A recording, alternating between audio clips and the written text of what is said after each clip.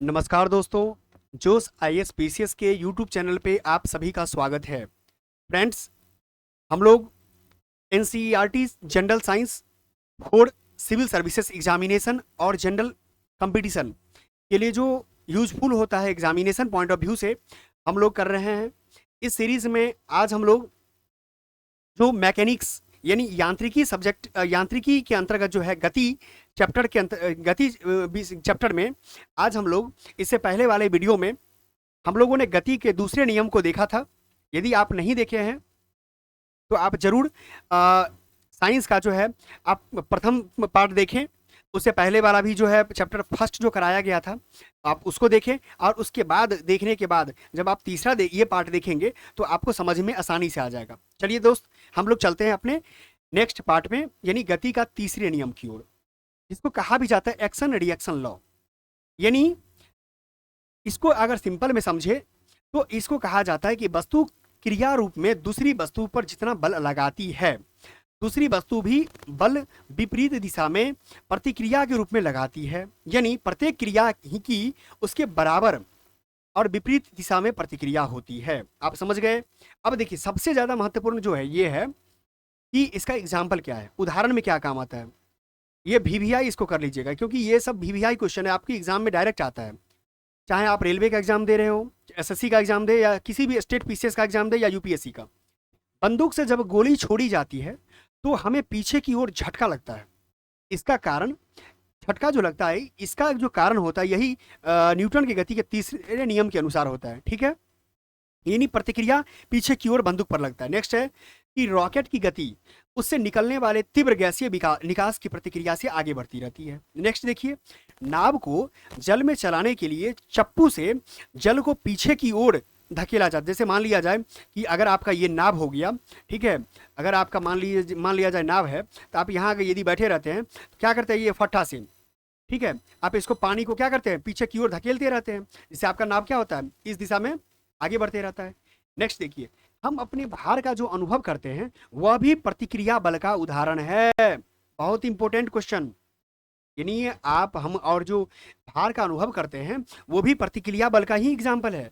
Next चलते हैं हम लोग। नेक्स्ट आता है कि law of conservation of momentum, यानी संवेग संरक्षण का सिद्धांत क्या कहता है। फ्रेंड्स देखते हैं, संवेग संरक्षण का सिद्धांत कहता है कि न्यूटन के गति के दूसरा और तीसरे नियमों को सम्मिलित कर दिया जाए तो संवेग संरक्षण के नियम की प्राप्ति हो जाती है। आपसे पूछा जाएगा कि न्यूटन के गति का संवेग संरक्षण का सिद्धांत जो है कहां से आता है, तो न्यूटन गति का दूसरा और तीसरे नियम से। अब देखिए क्या है, यदि कणों के किसी समूह या निकाय पर यानी बॉडी पर बाह्य बल न लग रहा हो तो उस निकाय का कुल संवेग नियत हो रहता है। ठीक है, अगर सिंपल भाषा में समझे, किसी भी ऑब्जेक्ट, मान लिया जाए ये कोई ऑब्जेक्ट है, ठीक है, अगर इस पर तब तक कोई बल अप्लाई नहीं होता है, अगर नहीं लगाएंगे हम लोग, तो इसका जो अपना जो वैल्यू होगा या अपना जो इसका संवेग होगा वो क्या होगा, अपने आप में कांस्टेंट होगा। अब देखिए इसका एग्जाम्पल क्या है, इसको संवेग संरक्षण के नियम के उदाहरण देखते हैं। उदाहरण क्या है, रॉकेट प्रणोदक, रॉकेट प्रणोदन, रॉकेट का उड़ना क्रिया प्रतिक्रिया संवेग संरक्षण के सिद्धांतों पर आधारित होता है। बिल्कुल वीवीआई इसको लगा लीजिए, आपसे पूछा जाएगा क्वेश्चन।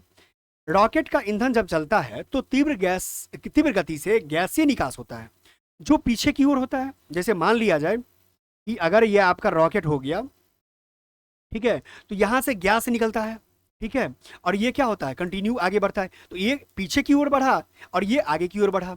नेक्स्ट देखिए, रॉकेट ईंधन का नियत वेग से दहन होने पर संवेग परिवर्तन की दर भी नियत होती है। ये भी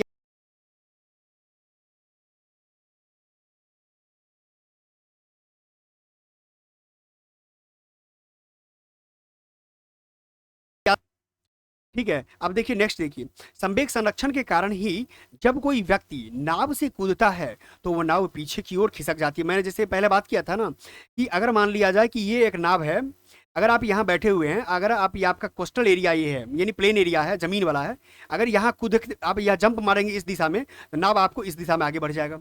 ठीक है, तो क्यों, इसी के कारण होता है। आगे चलते हैं हम लोग, देखिए किस तरीके से आपको आसानी वे में विथ कॉन्सेप्ट हम आपको इजीली वे में समझा रहे हैं। ठीक है, अब देखिए, जो P आप जानते हैं, P बराबर हम लोगों ने क्या पढ़ा था, एम भी। तो यहाँ देखिए, जब संवेग संरक्षण के सिद्धांत के अनुसार नाभ का वेग बराबर व्यक्ति का संवेग, यानी एम बी बराबर एम बी यानी यहाँ पर ये दिखाया गया नोट से, और यहाँ पर ये दिखाया गया है। अब देख लीजिए, अब आते हैं हम लोग सेंट्रीपिटल फोर्स और सेंट्रीफ्यूगल फोर्स। क्या होता है सेंट्रीपिटल फोर्स? अब एक एक देखेंगे। अभिकेंद्रीय बल सेंट्रीपिटल, अभिकेंद्रीय मतलब देखिए, मान लिया जाए ये आपका क्या हो गया, सर्कल हो गया, ठीक है। सेंट्रीपिटल, यदि ये केंद्र हो गया आपका, अगर कोई बल इस दिशा की ओर लग रहा है, यानी केंद्र की ओर लग रहा है, ठीक है, केंद्र की ओर लग रहा है, तो ये सेंट्रीपिटल फोर्स है, ठीक है। अब जैसे देखिए, सेंट्रीपिटल फोर्स का मेनली क्या होता है, न्यूटन के द्वितीय गति के अनुसार, द्वितीय नियम के अनुसार त्वरण सदैव किसी बल का ही परिणाम होता है। बल की दिशा वही है जो त्वरण की दिशा है, बल की दिशा वही होती है जो त्वरण की दिशा होती है। क्योंकि आप जानते हैं, इससे पहले वाले में आपने देखा था, न्यूटन गति का दूसरा नियम के अनुसार एफ बराबर क्या होता है, एम ए, और एफ बराबर एम ए जो होता है, एम बराबर मास, ए बराबर एक्सीलरेशन यानी त्वरण। तो जिधर ए लगेगा उधर ही एम एफ लगता है। अब देखिए, अब एक एक करके समझिए कि ये सेंट्रीपिटल फोर्स कैसे कार्य करता है और कैसे वर्क इसका निकालते हैं हम लोग। न्यूटन की गति के अनुसार आपने देख लिया ये, और ये जब ए बराबर क्या होता है, वी स्क्वायर बाई आर। क्यों? क्योंकि वी स्क्वायर बाई आर, क्योंकि आप इसे पहले देख लीजिए कि वी स्क्वायर बाई क्या होता है, यहाँ जब एस ये काम करता है, ठीक है। ए बराबर क्या होता है, वृत्तीय गति पर गतिमान कण का अभिकेंद्रीय त्वरण जो होता है, जो उसके वेलोसिटी के स्क्वायर बटा रेडियस होता है। रेडियस मतलब त्रिज्या होता है, ठीक है। अब इसका सबसे ज्यादा महत्वपूर्ण जो है उदाहरण महत्वपूर्ण है। जब कोई कार सड़क के मोड़ पर मुड़ती है, तो उसे मुड़ने के लिए आवश्यक अभिकेंद्रीय बल टायरों और सड़क के बीच लगने वाले घर्षण बल से प्राप्त होता है। बिल्कुल, ये अभिकेंद्रीय बल केंद्र की ओर लगता है, इसी कारण से आपका क्या होता है, आप गाड़ी चला पाते हैं, टर्न ले पाते हैं। नेक्स्ट देखिए, ग्रहों के सूर्य के परिक्रमण, यही मान लिया जाए कि आपका ये सेंटर हो गया, ये इस तरीके से चल रहा है, ठीक है। तो ये जो चल रहा है, ये आपका जो है, ये कहाँ है, सेंटर की ओर है। कहाँ है, सेंटर की ओर काम करता है, तो गुरुत्वीय बल प्राप्त होता है। नेक्स्ट देखिए, किसी परमाणु के नाभिक के चारों ओर प्रत्येक कक्षाओं में इलेक्ट्रॉन, जैसे एग्जांपल में मान लिया जाए, ये क्या हो गया, प्रोटॉन और न्यूट्रॉन हो गया केंद्र में, और ये आपका क्या हो गया, ये सर्कल में घूम रहा है, मान लिया जाए इसको इलेक्ट्रॉन बोलते हैं। ये जो मूव कर रहा है चारों तरफ, ये सेंट्रीपिटल फोर्स के कारण ही कर रहा है। नेक्स्ट चलते हैं। नेक्स्ट आपका, कि कोई मान लिया जाए कि किसी पत्थर के टुकड़े से डोरी बांधकर वृत्ताकार पथ में, जैसे मान लिया जाए कि आप एक व्यक्ति हैं, ठीक है, आप व्यक्ति, आपके पास क्या है, ये आपका फिंगर है, फिंगर आपका हो गया, ठीक है। आपके ने क्या किया, एक आप यहाँ पर पत्थर बांध दिया, आप क्या कर रहे हैं, इसको चारों तरफ से घुमा रहे हैं, अपने चारों तरफ से क्या कर रहे हैं, इसको घुमाए जा रहे हैं, घुमाए जा रहे हैं। तो घुमाने के बाद इसका क्यों, क्योंकि इसका सेंटर यहाँ है, केंद्र की ओर इसका सेंटर लग रहा है। क्या लग रहा है, केंद्र की ओर सेंटर लग रहा है, इसको याद रखना है। ये भी सेंट्रीपिटल फोर्स का ही एग्जाम्पल है। नेक्स्ट देखिए, सॉरी, आकाश में उड़ता हुआ हवाई जहाज जब क्षैतिज यानी हॉरिजॉन्टल वृत्ताकार पथ में मुड़ता है, तो कुछ तिरछा होकर आवश्यक अभिकेंद्र बल प्राप्त करता है। बिल्कुल सही है। नेक्स्ट चलिए आगे देखते हैं, सेंट्रीफ्यूगल फोर्स, ठीक है, सेंट्रीफ्यूगल फोर्स देखते हैं। अब देखिए, सेंट्रीफ्यूगल फोर्स क्या कहते हैं, अपकेंद्रीय बल, ये तीसरे नियम के अनुसार काम करता है, ठीक है। ये दूसरे नियम था पहला, और ये तीसरे नियम के अनुसार काम करता है। अब देखिए तीसरा नियम क्या कहता है, ये तीसरा नियम, अपकेंद्रीय बल एक प्रकार का छद्म बल है, यानी सूडो फोर्स है, और यह जड़त्वीय बल कह सकते हैं, यानी जड़त्वीय बल के काम तहत काम करता है, ठीक है। अब देखिए आगे, इसका उदाहरण देख लेना है आपको, और याद रखिएगा ये कैसे काम करता है वो मैं आपको बता देता हूं। ये मान लिया जाए कि आपका ये क्या हो गया, सेंटर सर्कल हो गया, अगर यहाँ केंद्र हो गया, ये काम करता है केंद्र से बाहर की ओर। कहाँ काम करता है, केंद्र से बाहर की ओर। वो कहाँ काम कर रहा था, केंद्र से अंदर की ओर, और ये केंद्र की ओर, और ये बाहर की ओर काम करता है, ठीक है। देखिए यहाँ पे, यदि कोई व्यक्ति किसी घूमती हुई वस्तु पर स्थिर हो, जैसे मैरी गो राउंड यानी चक्रीय झूला, ये आप लोग मेला जाते होंगे घूमने के लिए, और मेला में जो चक्रीय जो झूला होता है वो भी इसी पर काम करता है, घोड़ा गाड़ी वाला झूला जो होता है इसी के पर काम करता है, झूले का, ठीक है। नेक्स्ट देखिए, एक तीक्ष्ण वृत्ताकार पथ पर तीव्र गति से जाता हुआ 4 पहिया वाला वाहन यदि वांछित चाल से सापेक्ष तेज गति से चल रहा है, तो वह मोड़ पर वाहन की ओर लपट सकता है, यानी अगर बहुत ज्यादा चलेगा तो क्या हो जाएगा, पलटी मार सकता है। बस यही है। नेक्स्ट देखिए, इसका और एग्जांपल क्या है। नेक्स्ट देखिए, नेक्स्ट क्या है कि दूध से मक्खन निकालने की मशीन, दूध से मक्खन, ये तो बहुत इंपॉर्टेंट एग्जाम्पल है, MBBI इसको मार सकते हैं, क्योंकि ये प्रायः एग्जाम में पूछा जाता है कि दूध से मक्खन निकालने की मशीन और वॉशिंग मशीन आदि अपकेंद्रीय बल पे काम करता है, यानी सेंट्रीफ्यूगल फोर्स पे काम करता है। ठीक है, मक्खन निकालने वाली मशीन वास्तव में इसी पे काम करता है। अब आते हैं टॉर्क पे। ठीक है, ये टॉर्क से क्वेश्चन इस बार BPSC 68th में क्वेश्चन पूछा गया था, ये PYQ है। ठीक है, और 68th BPSC में क्वेश्चन पूछा गया था। अब टॉर्क होता क्या वो मैं बता देता हूँ। मान लिया जाए ये एक बल है आपका, ठीक है, और ये आपका एक लेंथ हो गया, ये आपका लेंथ हो गया। तो ये बल और लेंथ के बीच का जो एक मल्टीपल होता है, जैसे आप जो राउंड घुमाते हैं, ये फोर्स इंटू लेंथ, यही आपका टॉर्क होता है। क्या होता है? फोर्स इंटू टॉर्क, लेंथ होता है। अब आगे चलते हैं हम लोग, टॉर्क के बारे में और जानकारी ले लेते हैं कि टॉर्क का मात्रक क्या है, न्यूटन मीटर है। ठीक है, न्यूटन मीटर है। अब देखिए, अब यहां अगर देखिए तो आप आगे देखेंगे,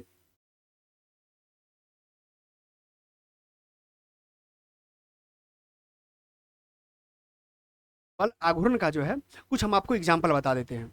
ठीक है, ये तो सेंटर ऑफ मास है, यानी किसी भी ऑब्जेक्ट के या किसी भी ऑब्जेक्ट के बीच का जो सेंटर ऑफ मास होता है उसी को हम बीच का जो पॉइंट्स, मान लिया जाए ये एक आपके पास क्या हो गया, ये एक रस्सी हो गया या लाठी हो गया, जो भी कहिए।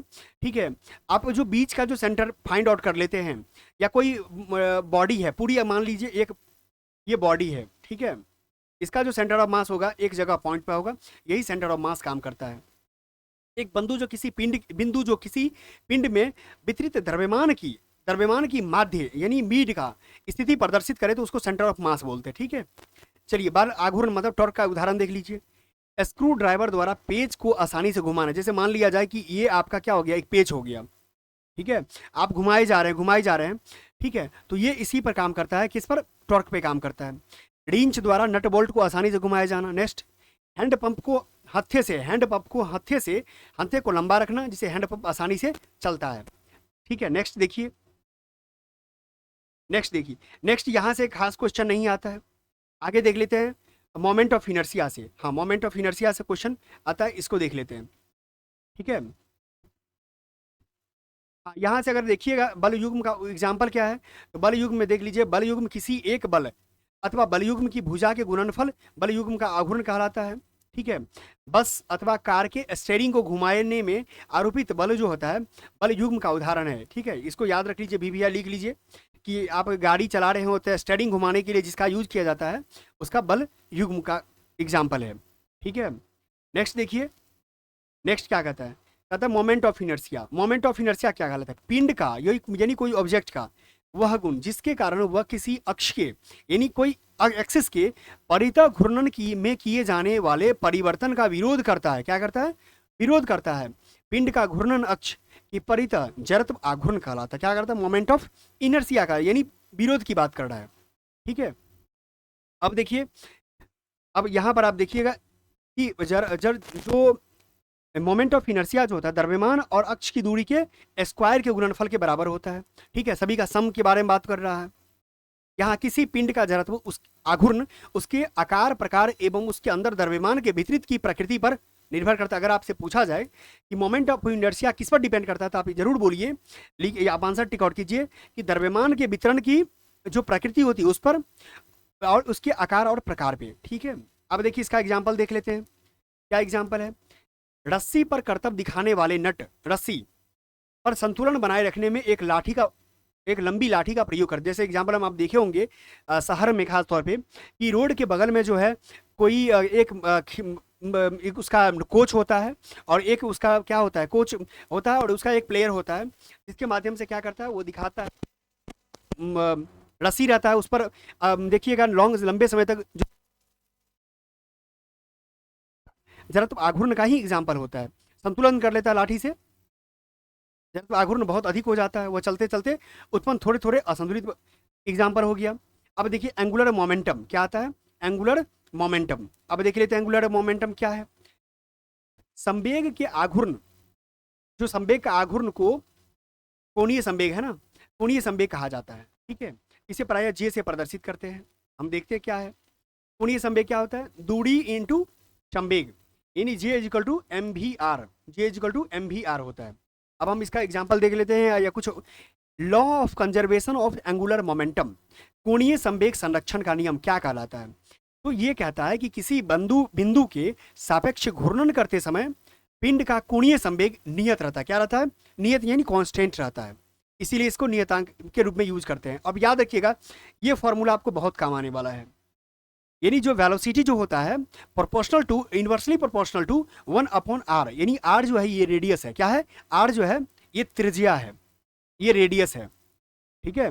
अब देखिए इसका मतलब ये हुआ कि कोई भी एंगुलर मोमेंटम में अगर कोई भी एंगुलर अगर रोटेट कर रहा हो तो यही त्रिज्या अगर किसी का ज्यादा रहेगा, त्रिज्या अगर मान लिया जाए r ज्यादा रहेगा तो वेलोसिटी क्या होगा? कम होगा।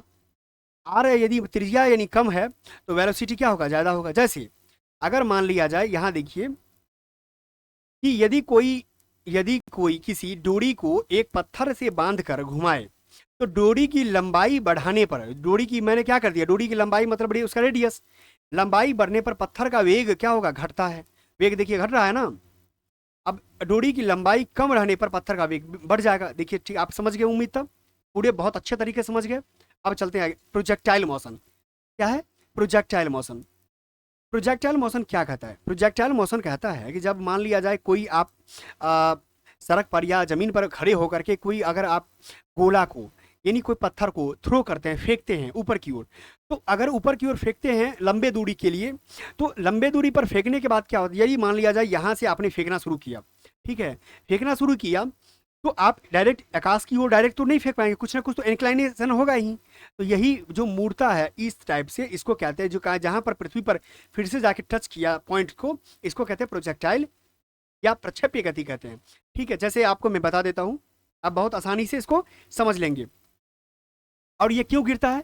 ये एक्सेलरेशन ड्यू टू ग्रेविटी के कारण क्या होता है? ये पृथ्वी की ओर गिर जाता है। ठीक है, इसको परवलय का, इसको परवलय आकार भी बोलते हैं। इसको क्या बोलते हैं? परवलय आकार बोलते हैं इसको, या परवलय आकार बोलते हैं। ठीक है। अब देखिए, जैसे आप देखे होंगे कि भाला फेंक, जैसे प्रक्षेप्य का परास क्या होगा यानी रेंज क्या होगा? प्रक्षेप्य गति, प्रोजेक्टाइल मोशन करता हुआ, गति करता हुआ कण किसी या पार्टिकल किसी क्षैतिज दूरी तय करता है, उसे प्रक्षेप्य का परास बोलती है, यानी रेंज बोलती है। यानी जितना लंबी दूरी आर जो ट्रेवल किया, ये इसका क्या कहलाता है? रेंज कहलाता है। पार्टिकल को यानी कण को अधिकतम प्रयास प्राप्त करने के लिए यदि चाहते हैं कि अधिकतम दूरी तक फेंका जाए तो 45 डिग्री एंगल से प्रक्षेपित किया जाना चाहिए। ये बहुत स्पोर्ट्स के लिए, यदि आप स्पोर्ट्समैन बनना चाहते हैं, नीरज चोपड़ा बनना चाहते हैं, यही भाला फेंक में चाहते हैं कि हम भी एक अच्छा अपना कैरियर बनाएं, तो आप इस फॉर्मूला का यूज कर सकते हैं कि आप यदि 45 डिग्री एंगल से अगर आप फेंकते हैं तो आपका जो सबसे ज़्यादा लंबी दूरी भर आप फेंक पाएंगे इसको। ठीक है। अब देखिए यहाँ लंबी कूद की खिलाड़ी, लंबी कूद के खिलाड़ी को पृथ्वी से 45 डिग्री कोण बनाता हुआ उछलना चाहिए, इससे वह अधिकतम दूरी तय कर। यदि मान लिया जाए यदि आप बिहार दरोगा की तैयारी कर रहे हैं, ठीक है, और क्या कहते हैं या तो क्या कांस्टेबल की तैयारी कर रहे हैं, सिपाही की तैयारी कर रहे हैं, तो आप देखिए अगर आपसे पूछा जाता है लंबी कूद होती है, तो लंबी कूद जब हो तो आप इस फॉर्मूला का यूज कर रहे हैं, प्रैक्टिस करके जाएं, आप जरूर आपको सफलता मिलेगी। लंबी दूरी, लंबी कूद आप जरूर अपने आप को कर पाएंगे। नेक्स्ट देखिए, भाला फेंक, चक्र फेंक, hammer throw, short put, short put मतलब गोला फेंक को शॉर्ट पुट बोलते हैं। तो इस सब चीज का जो जितना भी देख रहे हैं, ये 45 डिग्री कोण पर अगर फेंकते हैं तो अधिकतम दूरी प्राप्त कर पाएंगे। देखिए कितना आप, ये साइंस के क्वेश्चन से आपके फिजिकल में, यानी फिजिकल में आपका मदद हो गया। ठीक है, फिजिकल में मदद हो गया, इसीलिए साइंस आपके दैनिक जीवन से जुड़ा हुआ चीज है। आप इसको इस तरीके से समझिए। आगे देखते हैं, प्रक्षेप्य की ऊंचाई की बात हो रही है। कण द्वारा अगर पार्टिकल्स द्वारा प्राप्त की जाने वाली उच्चतम ऊर्ध्वाधर अगर ऊंचाई प्राप्त करना चाहते हैं, ऊंचाई, तो आप इसको 90 डिग्री एंगल पर फेंकिए। कितना पर फेंकना है? 90। क्या मैंने बोला? यदि चाहते हैं कि लंबी दूरी फेंके तो 45 डिग्री पर, यदि चाहते हैं कि लंबी ऊंचाई फेंके तो 90 डिग्री पर फेंकिए। ठीक है। यदि मान लिया जाए ऊंची कूद है कि खिलाड़ी को अपने ऊर्ध्वाधर यानी 90 डिग्री रखकर कूदने पर अधिकतम ऊंचाई प्राप्त की जा सकती है। देखिए फिर आपको फिजिकल में मदद करेगा। यदि मान लीजिए लंबी कूद देखे और ऊंची कूद, अब देखिए यहां पर देखिए, ये आपने देखा इससे पहले क्या, इससे पहले आपने देखा लंबी कूद, ठीक है, 45 डिग्री था और ऊंची कूद के लिए 90 डिग्री हो गया।